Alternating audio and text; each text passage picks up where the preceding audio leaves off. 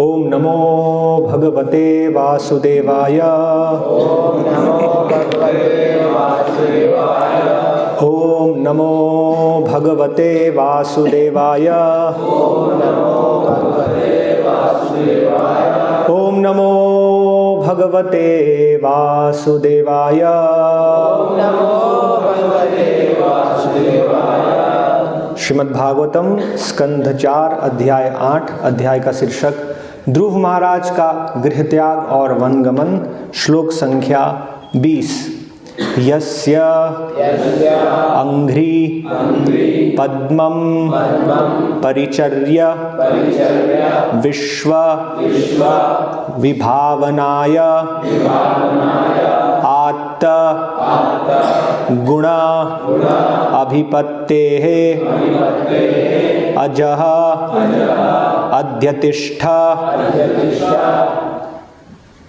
अध्यतिष्ठत् खलु पारमेष्ठ्यं पदं जित आत्मा स्वशन अभिवन्द्यं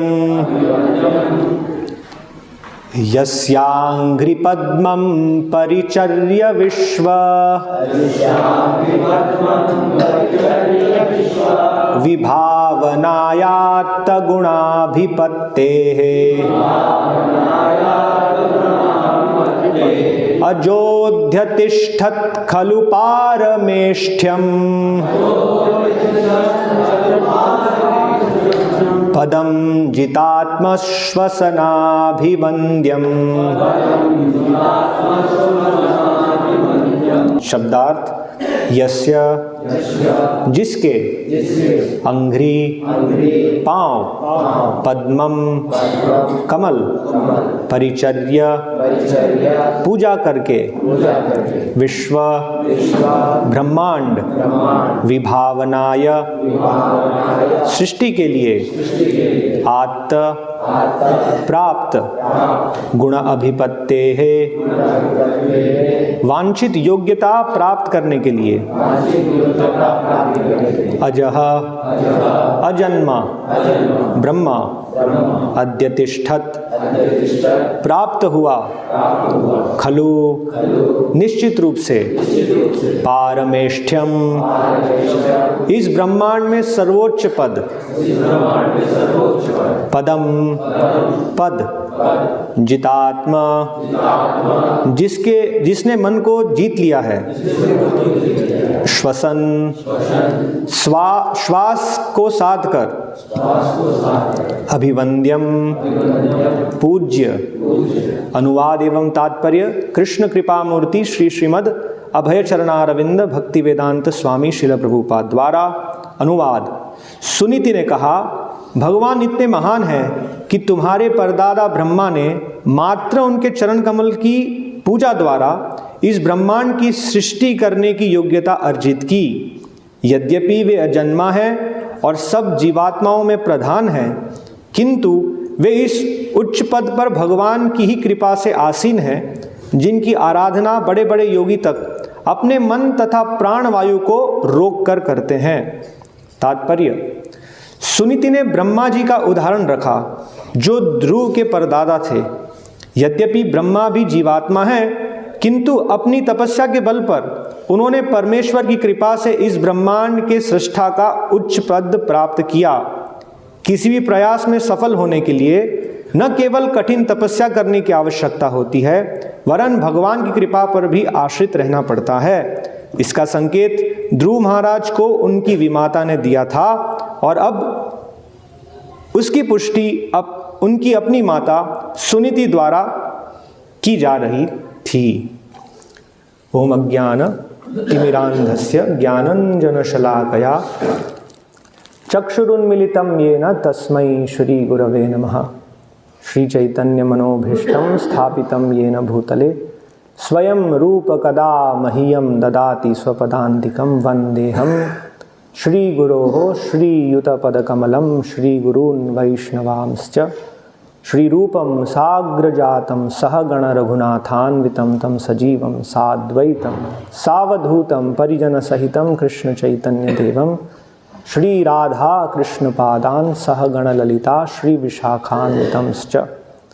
हरे कृष्णा कृष्णा कृष्णा हरे हरे, हरे राम राम राम हरे हरे। हरे कृष्णा। तो इस अध्याय में हम देख रहे हैं किस प्रकार से ध्रुव महाराज क्रोधित हुए और उनके माता सुनीति उन्हें मार्गदर्शन दे रहे हैं। पिछले कुछ श्लोक से हम इसकी चर्चा कर रहे हैं। इस अध्याय के पूर्व भाग में श्रील प्रभुपाद अपने तात्पर्य में लिखते हैं कि मैत्रेय मुनि बड़े उत्साहित थे तुरंत ही ध्रुव महाराज के विषय में बताना, और इसका कारण बताते हैं कि ध्रुव महाराज के जीवन को सुनने से एक भक्त को बड़ा उत्साह मिलता है। किस प्रकार से ध्रुव महाराज ने तुरंत ही कुछ ही समय में परम सिद्धि को प्राप्त किया, भगवान के दर्शन को प्राप्त किया। किस प्रकार से दृढ़ता से उन्होंने तपश्चर्या की भगवान को प्राप्त करने के लिए। लेकिन यहाँ हम ये चीज़ भी देखते हैं कि ध्रुव महाराज बहुत भाग्यवान है। ध्रुव महाराज ने दृढ़ता से तपश्चर्या की, लेकिन साथ साथ यहाँ ध्रुव महाराज का महान भाग्य भी हम देख सकते हैं।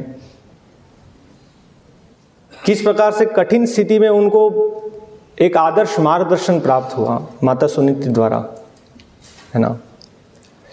एक तो हम देख सकते हैं कि ध्रुव महाराज का भाग्य है कि भगवान ने उनको इस स्थिति में रखा।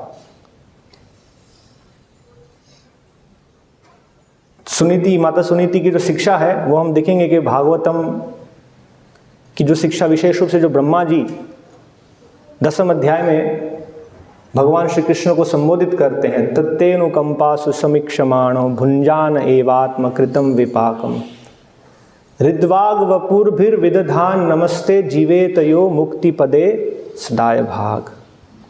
विशेष रूप से हम देखते हैं कि माता सुनीति जो ध्रुव महाराज को मार्गदर्शन दे रहे हैं वो इसी शिक्षा पर आधारित, स्वयं उनका जीवन भी इसी प्रकार से पूरा आश्वस्त है, उस प्रकार का जीवन वो व्यतीत कर रहे हैं और इसी दिशा में वो ध्रुव महाराज को प्रेरणा भी दे रहे हैं। तो उसी श्लोक में श्रीधर स्वामी अपनी टीका में समझाते हैं कि वे समझाते हैं कि भगवान की जो पूरी रचना है, सृष्टि की रचना है, इसी प्रकार से है कि जीव कैसे भगवत धाम को पुनः वापस आए, ये भगवान की व्यवस्था है। और इस व्यवस्था के अनुसार एक जीव के जीवन में बहुत सारी ऐसी घटना घटती है जिससे वो प्रेरित होता है क्रमशः भगवान की ओर उन्मुख होना, उसका ध्यान भगवान की ओर उस दिशा में इंगित किया जाता है। तो विशेष रूप से हम देखते हैं कि ध्रुव महाराज के जीवन में ये घटना होना ये उनका भाग्य है, क्योंकि जब तक ऐसी स्थिति हमारे जीवन में होती नहीं है तब तक हमारा ध्यान भगवान की ओर केंद्रित नहीं होता है। कैसी स्थिति? ध्रुव महाराज की स्थिति ऐसी थी कि उनका कष्ट कोई निवारण नहीं कर सकता था। ध्रुव महाराज तो बालक थे, उन्होंने अपने पिता की ओर भी देखा। जब उनके माता ने उनको कटु वचन कहे तो उनको इतना क्रोध आया और उन्होंने अपने पिता की ओर देखा, लेकिन उन्होंने देखा कि उनके पिता भी शांत थे, उनके पिता ने कुछ नहीं कहा। इसलिए उनके पास और क्या विकल्प था, वो अपने माता के पास गए और बड़े क्रुद्ध होकर पूरे वेग से वो रो रहे हैं और उनकी माता ने उनको अपनी गोद में बिठाया और वो भी इससे बहुत कष्टप्रद थे जिस प्रकार से घटना उन्होंने भी सुनी।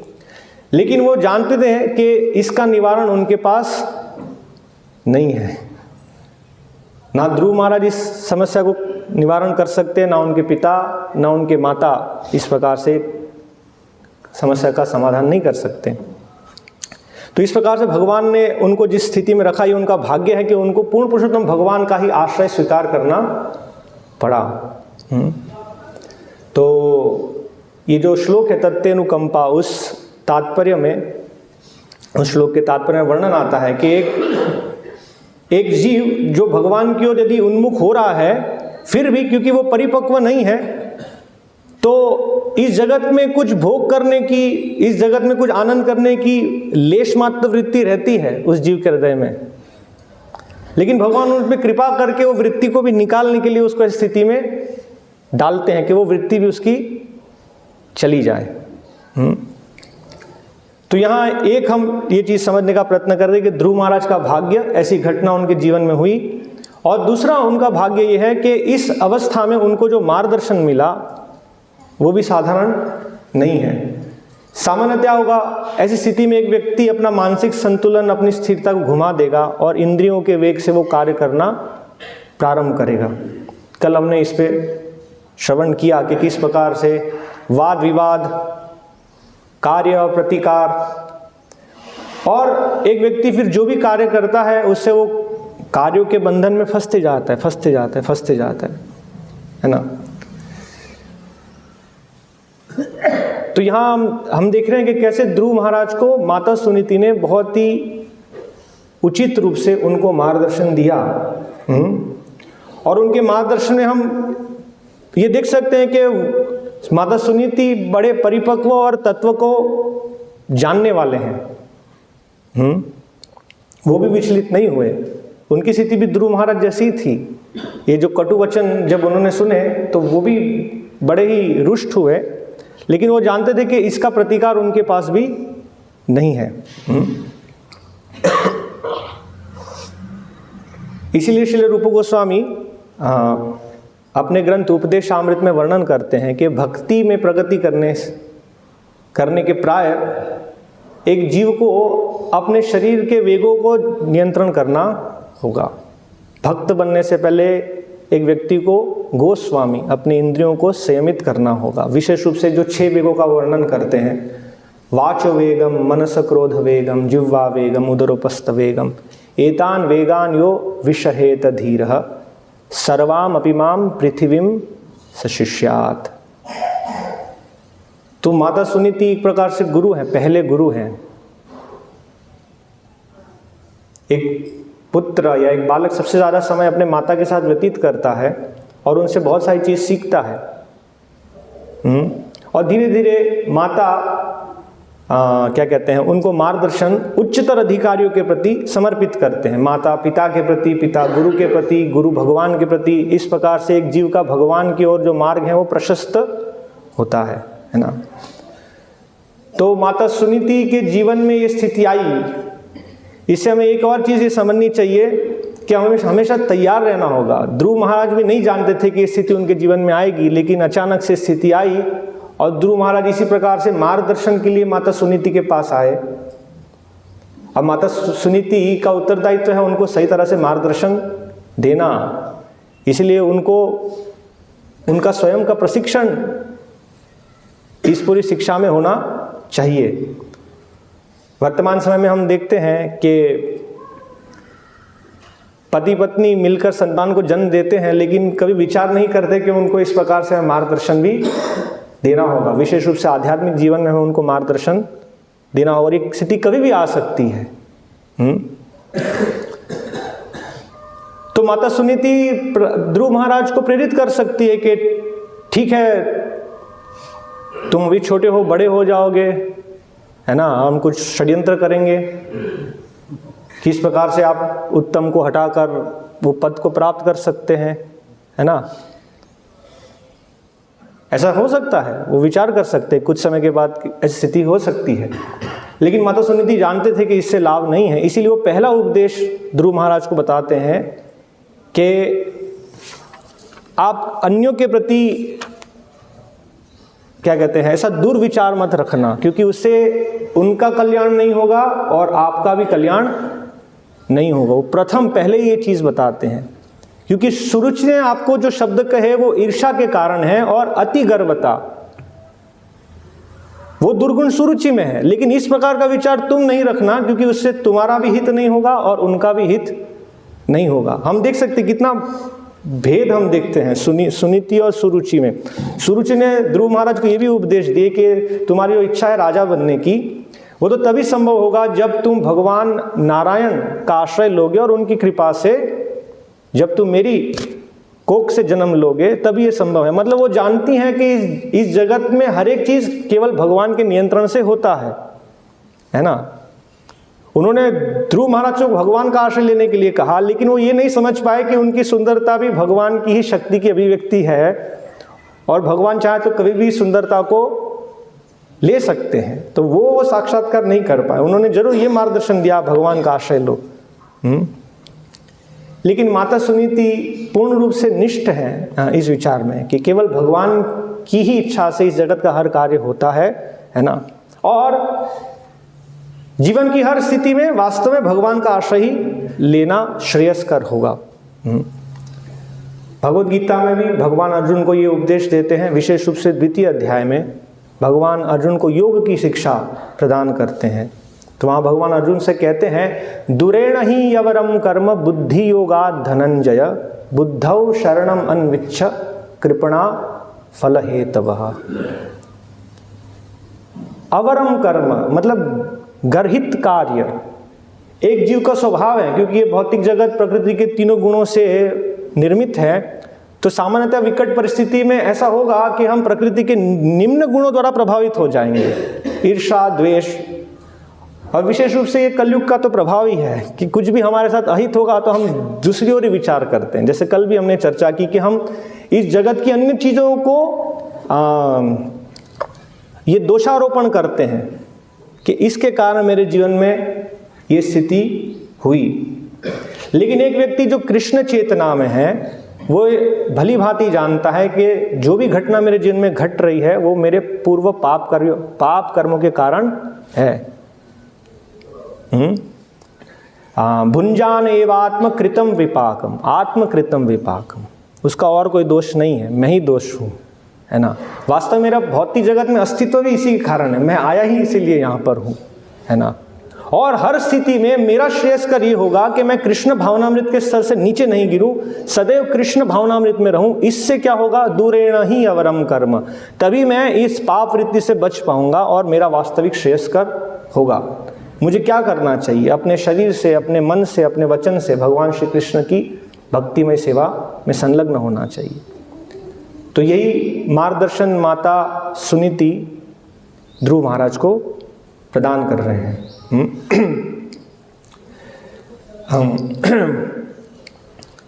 तो ये बहुत महत्वपूर्ण बिंदु है कि हम ऐसी स्थिति में कभी भी कृष्ण चेतना से नीचे नहीं गिरे, वरना अगर हम कृष्ण चेतना से नीचे चले जाएंगे तो फिर एक के बाद एक कर्म के बंधन में ऐसे फंसते चले जाएंगे। और ये हमारी परीक्षा है, वास्तव में ये परीक्षा है, एक जीव की, एक शिष्य की परीक्षा है और एक गुरु की भी यही परीक्षा है।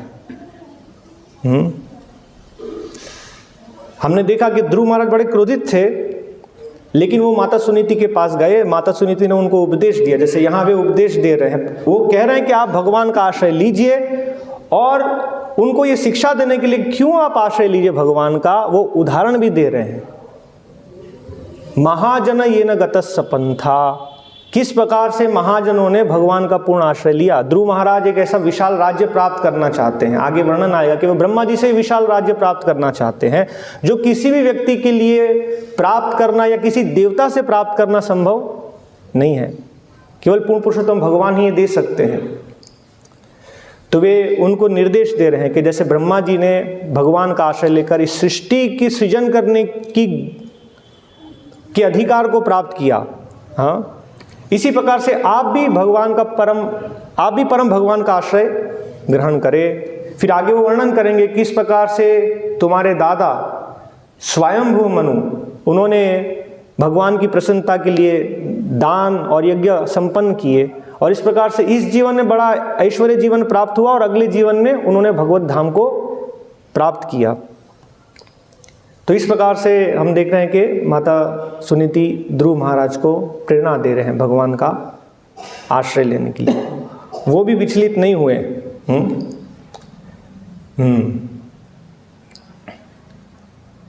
तो ये परीक्षा है शिष्य और गुरु दोनों के लिए। ऐसा होगा यदि गुरु कृष्ण चेतना में स्थित नहीं है तो वो सही मार्गदर्शन नहीं दे पाएंगे। और इस प्रकार से हम देखते हैं कि जहाँ पर सही कृष्ण चेतना नहीं है ना, भक्ति में जरूर है लेकिन हम भौतिक प्रकृति में स्थित हैं,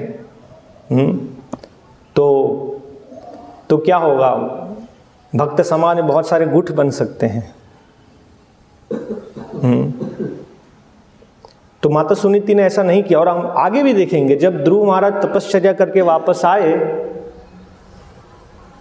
तो ध्रुव महाराज का स्वागत करने के लिए, उनको मिलने के लिए माता सुनीति अकेले नहीं गए, वो सुरुचि और उनके पुत्र उत्तम दोनों को ही लेकर गए, क्योंकि उनका दृष्टिकोण, उनकी जो चेतना है वो संकुचित चेतना नहीं है। अयम नीज परो वेत्ति गणना लघु चेतसाम उदारा सर्व एवैते वसुधैव कुटुंबकम। तो माता सुनीति की चेतना कृष्ण चेतना है, इसलिए वो सुरुचि को दोष नहीं दे रही है और ना ही उनको अपने से अलग समझ रही। जबकि माता सुरुचि ने ऐसा किया, 5 साल के बालक को उन्होंने इंगित कर दिया कि तुम अलग हो, तुम मेरे पुत्र नहीं हो, जबकि उसको इसकी कोई समझ नहीं थी, ना ही जरूरत थी वो समझ देने की। तो ये स्थिति है। तो माता सुनीति ने अपने वचनों को भी नियंत्रित किया, उन्होंने कोई ईर्षा द्वेष नहीं प्रदर्शन करके उनको सही दिशा में मार्गदर्शन दिया कि वो भगवान का पूर्ण आश्रय स्वीकार करे।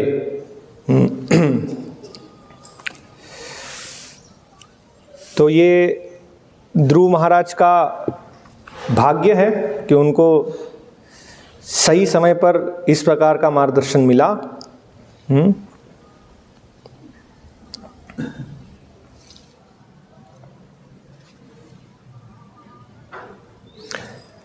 एक और चीज हम यहां पर देखते हैं कि जिनकी भक्ति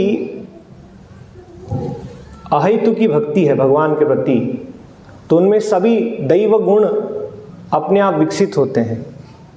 यही अंतर हम माता सुनीति और सुरुचि के जीवन में देखते हैं कि क्योंकि माता सुनीति पूर्ण रूप से कृष्ण चेतना में है, इसलिए उनमें सारे दैव गुण हम यहाँ पर देखते हैं।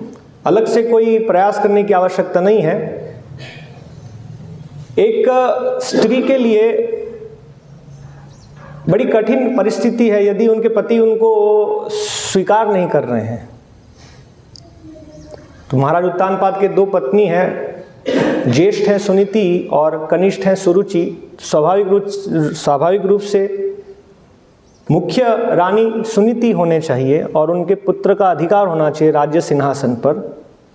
लेकिन इस स्थिति में राजा महाराज उत्तानपाद, उनको सुरुचि ज़्यादा प्रिय है, तो माता सुनीति के लिए कठिन स्थिति है इसमें रहना।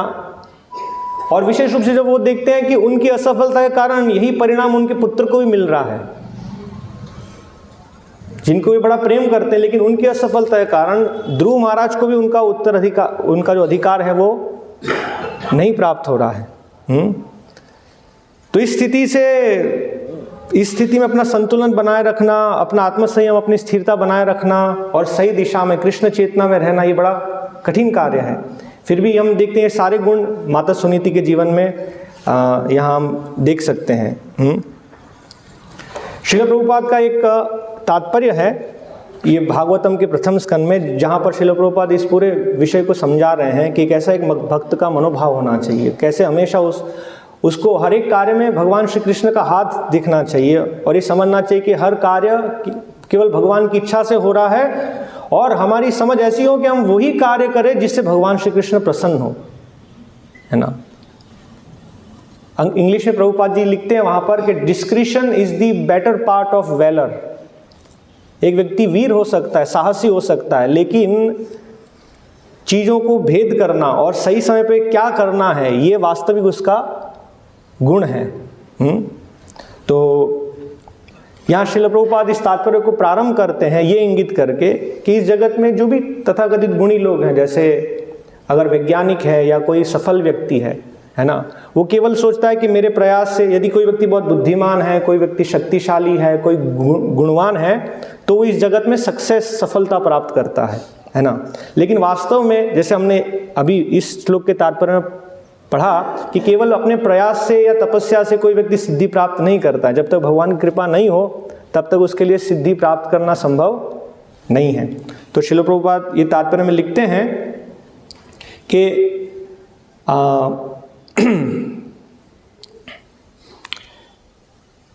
प्रभुपाद उन वैज्ञानिकों को इंगित करते हुए लिखते हैं कि वे सोचते हैं कि जीवन संघर्ष तथा योग्यतम की दीर्घ जीविता प्राकृतिक नियम है, सर्वाइवल ऑफ द फिटेस्ट और स्ट्रगल ऑफ एग्जिस्टेंस। लेकिन वे ये नहीं जानते कि प्राकृतिक नियम के पीछे पूर्ण पुरुषोत्तम भगवान का परम निर्देशन है। भगवत गीता में इसकी पुष्टि की गई है कि भगवान के निर्देशन में ही प्रकृति का नियम संपन्न होता है। अतएव जब भी विश्व में शांति रहती है तो इसे भगवान की सदिच्छा समझा जाता है, और जब विश्व में उत्पात मचता है तो भी भगवान की परम इच्छा रहती है। ये वास्तव में माता सुनीति की पूरी ये समझ है कि हर एक चीज़ के पीछे भगवान का हाथ है, और यदि स्थिति आई है तो भगवान की इच्छा से ही हमारे जीवन में आई है। भगवान की इच्छा के बिना एक पत्ती भी नहीं हिलती। अतएव जब जब भगवान द्वारा स्थापित नियमों का उल्लंघन होता है तब तक मनुष्य तथा राष्ट्रों के बीच युद्ध होता है। अतएव शांति का निश्चित मार्ग यही है कि भगवान के द्वारा स्थापित नियमों का पालन किया जाए। स्थापित नियम यह है कि हम जो भी करें, जो भी खाएं, जो भी यज्ञ करें या जो भी दान दे, वह भगवान की पूर्ण तुष्टि के निमित्त किया जाए। भगवान की इच्छा के विरुद्ध न तो कुछ किया जाए, न खाया जाए, न यज्ञ किया जाए और न दान दिया जाए। हमें विवेक से उन कार्यों में जिनसे भगवान प्रसन्न होते हैं तथा वे कार्य जिनसे भगवान रुष्ट होते हैं अंतर करना सीखना चाहिए। इसी तरह किसी कर्म का निर्णय भगवान की प्रसन्नता अथवा अप्रसन्नता से किया जाता है। इसमें वैयक्तिक स्वेच्छाचारिताओं के लिए कोई स्थान नहीं रहता। हम सदैव भगवान की इच्छा के अनुसार हमें सदैव भगवान की इच्छा के अनुसार चलना चाहिए। तो हम देखते हैं कि माता सुनीति पूरी इस विचारधारा से ओतप्रोत थे और उन्होंने विचलित नहीं होकर ध्रुव महाराज को सही मार्गदर्शन दिया। उसके कारण केवल ध्रुव महाराज को अपने पिता के गोद में या राज सिंहासन नहीं लेकिन भगवत धाम की भी प्राप्ति हुई। तो ये ध्रुव महाराज का भाग्य है जो हम यहाँ देख सकते हैं।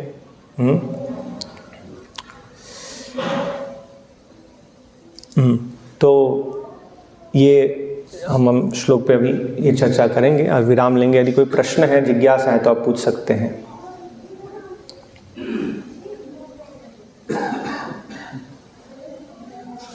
जी जी, जैसे कि हमने चर्चा में सुना कि भौतिक रूप में भी अगर किसी को बहुत उच्च पोजीशन मिलता है तो वो केवल उसका अपने एंडेवर्स का वजह से नहीं, भगवान की कृपा रहती है। तो जो नास्तिक व्यक्ति हैं वो खाली अपने प्रयास कर रहे हैं, लेकिन वो भी उच्च पद को पा रहे हैं, लेकिन उनके भगवान के कोई विश्वास नहीं है, ना ही उसकी भर्त्सना करते हैं, तो वो उनके ऊपर भी भगवान की कृपा है। भगवान की कृपा सभी पे ऊपर है। अब भगवान की कृपा को देखने के लिए हमारा दृष्टिकोण होना चाहिए। श्रील प्रभुपाद यही उपदेशामृत पहले श्लोक में समझाते, कुछ लोग हैं जो बुद्धिमान हैं, वो सुनकर समझ जाते हैं। कुछ लोग हैं जो बुद्धिमान नहीं हैं, वो गलती करके और कष्ट प्राप्त करके समझते हैं। तो इन लोगों पर भी भगवान की कृपा है। ये भगवान की कृपा भगवान अपनी माया शक्ति के माध्यम से करते हैं। माया की योजना से उनके जो स्वप्न हैं उनको पूरा करने का माया उनको मार्ग देती है और धीरे धीरे धीरे धीरे धीरे उनको इतने ऊपर स्थान में ले जाती है जब वो सोचते मैं ही सर्वे सर्वा हूँ, और उचित समय पर माया उनको उस स्थान से ऐसे नीचे गिरा देती है, क्योंकि उनकी स्थिति ऐसी है कि और कोई विकल्प ही नहीं है उनके समझने के लिए। इसलिए जब उस स्थान से वो नीचे गिरते हैं और माया के द्वारा उनके सारे स्वप्न, उनके कार्यकलाप सब नष्ट हो जाते हैं। भगवद गीता भगवान कहते हैं मोघाशा मोघ कर्माणो मोघ ज्ञाना विचेतसः, है ना, सब उनका आशा नष्ट हो जाता है। तब वो समझ पाते हैं कि वास्तव में मैं सोचता हूँ कि मैं भोगता हूँ, मैं सर्वे सर्वा हूँ, लेकिन मेरे हाथ में कुछ भी नहीं है। तब वो भगवान का आश्रय लेते हैं। तो उन पे ही भगवान कृपा है, लेकिन वो प्रत्यक्ष कृपा नहीं है ना। इसलिए उनके लिए बहु नाम जन्म नाम अंते, बहुत बहुत बहुत बहुत जन्मों के बाद वो इस चीज़ को समझ पाएंगे। जबकि एक जीव जो भगवान को शरणागत है, भगवान उनके हृदय में है, भगवान है सात्वताम पति, तो भगवान अंदर से उनको प्रेरणा देंगे। जैसे एक भक्त को प्रेरणा देते हैं कि ये उन्नत भक्त से आप मार्गदर्शन लीजिए, अंदर से प्रेरणा देते हैं, बाहर से प्रेरणा देते हैं, है ना। और जो भी कुछ अगर उसके जीवन में भौतिक जगत में भोग करने के लिए जो भी शेष बच गया है, तो भगवान ये कृपा करके, ये कष्ट देकर वो वृत्ति भी उसके जीवन से हर लेते हैं। तो इस प्रकार से भगवान की कृपा सबके ऊपर है। एक किस प्रकार से वो लेना चाहता है, किस प्रकार से उसकी स्थिति है। और भगवान की वास्तविक कृपा क्या है? भगवान की उसको समृद्ध बनाना, वो क्या, उसको हम कृपा बोलेंगे? नहीं, भगवान से दूर रहकर एक जीव कैसे सुखी रह सकता है? तो भगवान से स्वतंत्र होकर भोग करने के लिए जो भी समृद्धता है वो भगवान की कृपा नहीं है, वो तो कष्ट है। उसको प्राप्त करने के लिए कष्ट है, उसको संभालने के लिए कष्ट है, वो नष्ट हो जाएगा अंत में, है ना। तो वो भगवान की कृपा नहीं है। कृष्ण चेतना में जो व्यक्ति अधिक, मतलब जो व्यक्ति कृष्ण चेतना में है वो समझ पाता है हर एक चीज़ को भगवान की सेवा में लगाना, है ना। तो वो उसको भगवान की सेवा के रूप में स्वीकार करता है। लेकिन वो हर एक स्थिति, मतलब वो नहीं सोचता कि केवल इसी स्थिति में मैं सेवा कर पाऊंगा। वो सोचता है यदि भगवान अवसर दे रहे हैं तो इस प्रकार से सेवा करेंगे, यदि नहीं है फिर भी भगवान की सेवा तो भगवान की सेवा तो नहीं रुकेगी। वो उससे आसक्त नहीं है। यदि वो स्थिति में, ऐश्वर्य की स्थिति में है, तो हर एक चीज़ को भगवान की सेवा में लगाता है। वो दक्ष है, भगवान का भक्त दक्ष है। जी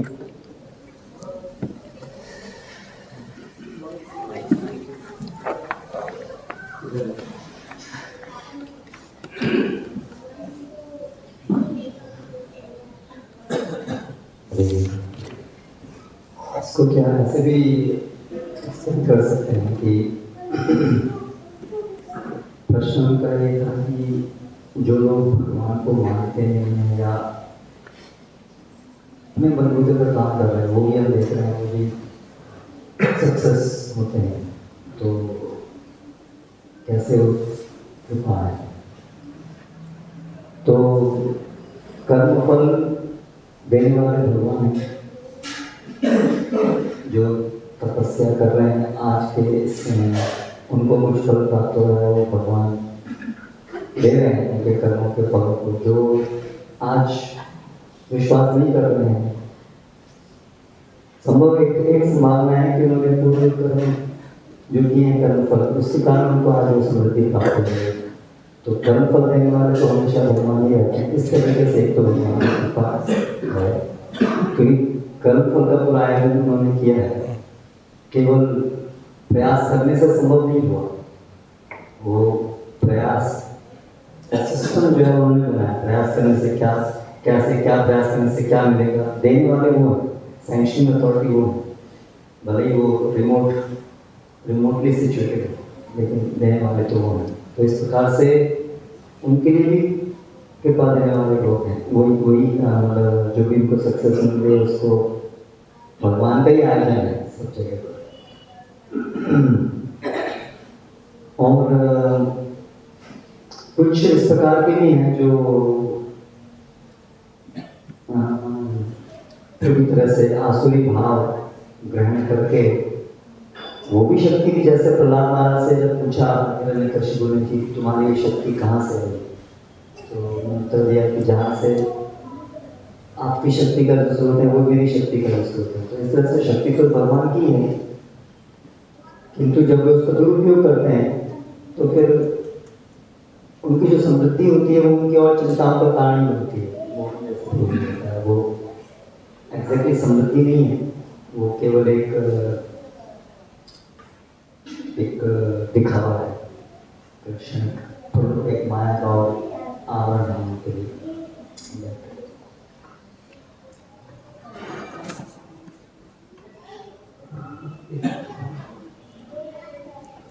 इसी में जो ऐड करना है जी, जो माता सुनीति उदाहरण दे रहे हैं ब्रह्मा जी का, मनु का, तो वास्तव में भगवान की सृष्टि में कहीं न कहीं उनका कार्य है। तो वो पुण्य से प्राप्त करने के लिए भगवान की कृपा की आवश्यकता है। जो भौतिक सक्सेस है, भौतिक समृद्धि, तो ब्रह्मा जी को और मनु को प्राप्त हुई, वो केवल ठीक है उसमें कुछ भोग की इच्छा कहीं हो सकती है, लेकिन वास्तव में वो भगवान के आयोजन में भाग ले रहे हैं। तो इस भौतिक सक्सेस के लिए भगवान की कृपा आवश्यक है। प्रश्न है कुछ? माइक ले सकते हैं।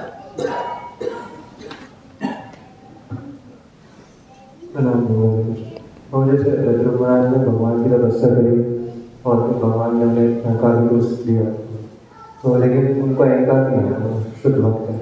तो मतलब हम भी भक्ति करते हैं, हमें ध्रुव महाराज जितना तो कुछ नहीं मिल सकता, लेकिन कुछ ना कुछ मिलता है जिसका हमें अनुभव होता है कि भगवान चल रहे हैं, चाहे कोई गुण हो या कोई भी चीज़ हो। जैसे हमें ये अनुभव की ये चीज़ भगवान ने दी, तो हमको उस चीज़ का अहंकार आ जाता है। तो क्या केवल शुद्ध भक्ति के स्तर पे ऐसा हो सकता है कि हम अहंकार मुक्त होंगे, या अभी भी कोई इस स्तर में कोई तरीका है कि हम वो अहंकार ना उस चीज़ का जो भगवान से मिल रहा है? मतलब आप कह रहे हैं कि यदि हमें कोई गुण आता है तो हमें अहंकार भाव आ जाता है, तो ये अहंकार भाव कब तक रहेगा, ये आपका प्रश्न है? मतलब कोई ऐसा तरीका है कि हमारी अवस्था में भी मतलब कि हम अहंकार भी ना आए और मतलब वो गुण। इसीलिए हमें बार बार श्रवण करना है, ये अभ्यास है, और धीरे धीरे हमारी स्थिति ऐसी हो जाएगी कि हम क्रमशः हमारे प्रयास से, भगवान की कृपा से हम उस स्तर पे आएंगे जब हम भली भांति जान पाएंगे, है ना। जैसे एक उदाहरण के लिए समझ सकते हैं कि प्रभुपाद उदाहरण देते हैं कि एक बैंक का कैशियर होता है, वो लाखों करोड़ों रुपए लेता है ना, और लाखों करोड़ों रुपए देता है। कई बार मन में ऐसा हो सकता है कि मैं ले लूं, 2-5 हज़ार रुपये मैं ले लूं, लेकिन फिर से उस मन समझ सकता है कि इससे फंस जाऊंगा, है ना। और ये चीज़ समझ के कि वास्तव में धन मेरा नहीं है, मैं तो बैंक का केवल सेवक हूँ।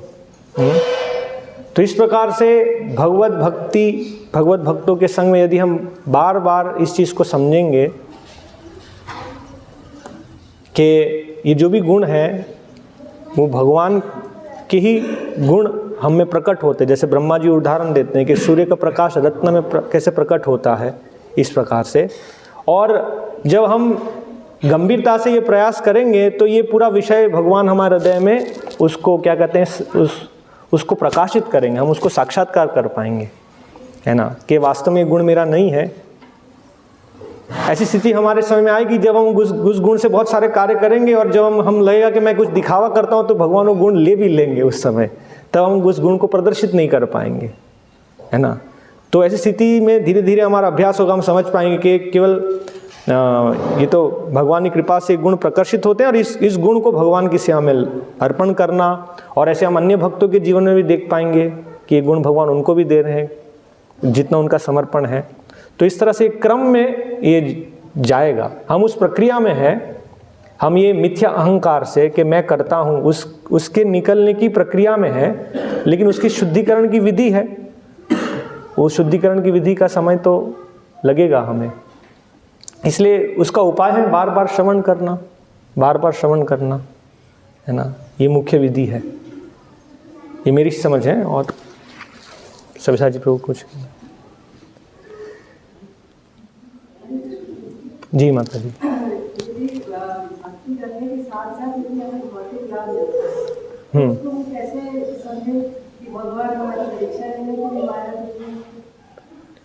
वास्तव में जब हम भगवत भक्ति समझते हैं, उसमें आगे बढ़ते हैं, तो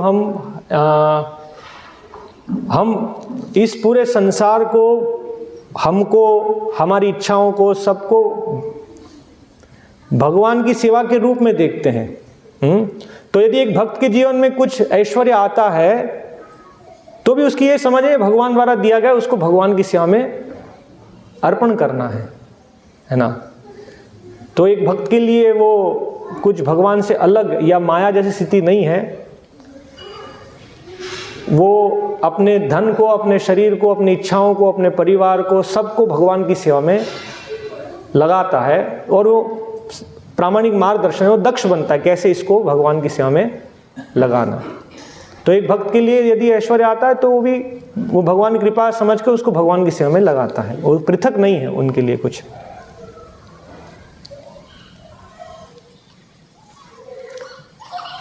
जी ब्रो।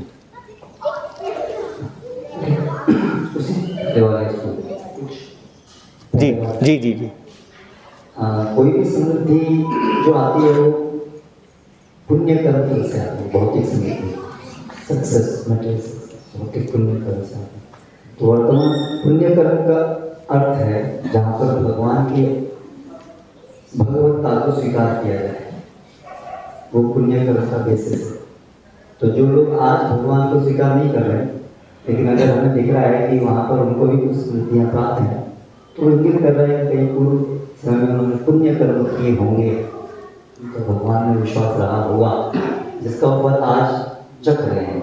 लेकिन आज जो उनकी नास्तिकता है उसका फल को आगामी समय में भुगते हैं। इसमें ऐसा भी कह सकते हैं कि समृद्धि उन्होंने प्राप्त की है, एक अपराध जैसे रावण ने भी सूर्य की लंका बनाई थी, कुबेर का धन चुरा, तो वास्तव में पुण्य नहीं है, वो चोरी है, इसका फल उसको कुछ समय के बाद भुगतना है। तो पिछले जन्म का पुण्य भी हो सकता है और इस जन्म का कुछ अपराध भी हो सकता है, जिसकी वजह से समृद्धि दिख रही है। सही है। हाँ, ऐसा भी हो सकता है। कुछ ऐसे असुर हैं जो विशेष पुण्य कहीं करके शक्ति प्राप्त करते हैं और फिर उस शक्ति का इस समय दुरुपयोग करते हैं और उससे भगवान माया को एक अलाव करती है परिस्थिति में ऐसा धन इत्यादि संग्रह कर पाने के लिए, लेकिन वो चीटिंग है उनकी। Generally people are not like Ravana or such great people whom Maya gives special attention to. वो तो बहुत ही रेयर केस है। सामान्य लोग तो कर्म फल के अंतर्गत भुगतते रहते हैं, कार्य करते रहते हैं। श्रीमद् भागवतम की जय, श्रील प्रभुपाद की जय।